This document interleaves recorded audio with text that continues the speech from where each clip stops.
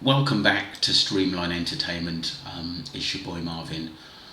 Just going to be talking about a video which has recently come up by Cold Cases with Colette. She's really good. Jay Slater Fall. Are you buying it?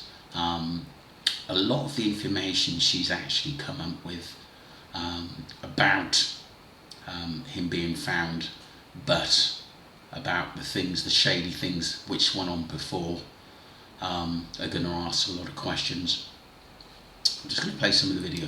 Is it possible that Jay Slater's body hadn't been there for the full 4 weeks that he was missing? Only the post-mortem will reveal what really happened to Jay Slater. I have to say I am not convinced that foul play was not involved in Jay's disappearance, and until I hear the results of his post-mortem, I won't be satisfied that it was an accident. Ayub basically said,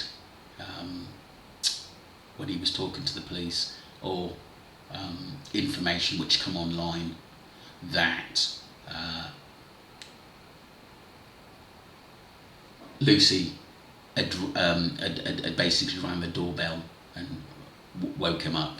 Wouldn't you remember that, whether that's a doorbell or a knocker? You would know specifically whether someone was banging on your door, ringing the doorbell, and there's no doorbell on there, which is strange, or had it been removed.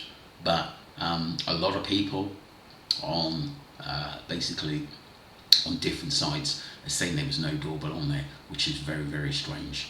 Was there a doorbell on there and it's been removed? It could have been one of those camera doorbell ones. We don't know. We're not 100% sure on there, but at this present moment there's no doorbell on there.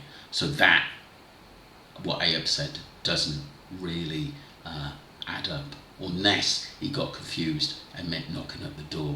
But I think, that's out for the jury on that one.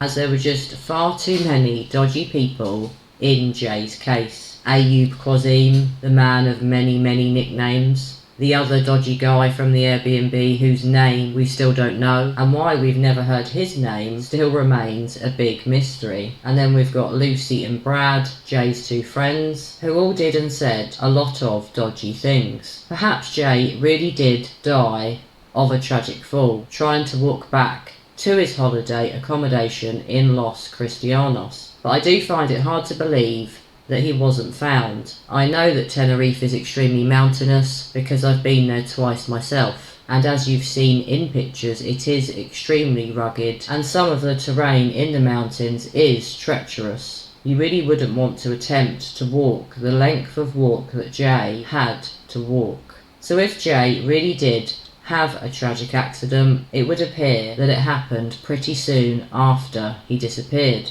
Or could. I agree. I do agree.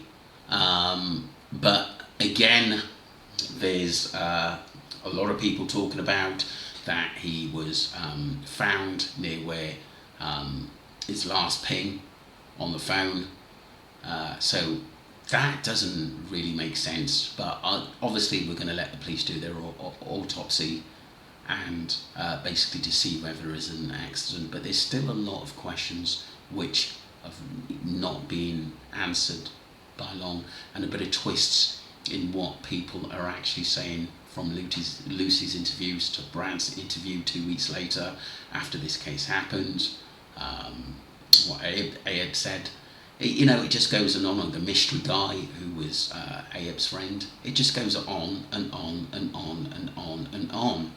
And I think the public just want to know basically that he wasn't attacked, or he wasn't being chased and forced to jump, which had a really bad accident and killed himself. That's what we want to know. That basically, if there are perpetrators, then they should be they should be dealt with. It's as simple as that, through the courts. Some dodgy person or persons have caught up with Jay. Could he have been held against his will? And could his body have been dumped where it was found after the day that he disappeared? I hope it's an accident and not something dodgy, but I'm still not sure. Do you think that Jay had a tragic accident as is currently being reported? Or do you think that Jay Slater came to his demise at the hands of another person? Please do share your thoughts with me, and it will be really interesting to see what the post-mortem reveals.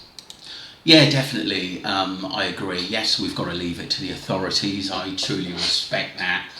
At the end of the day, I do. One of my biggest thoughts is why would he leave in so much of a hurry and not charge his battery, knowing that he's going to die, and go off road as abrupt as he did, as you know, as though he was scared of something or being followed or pursued.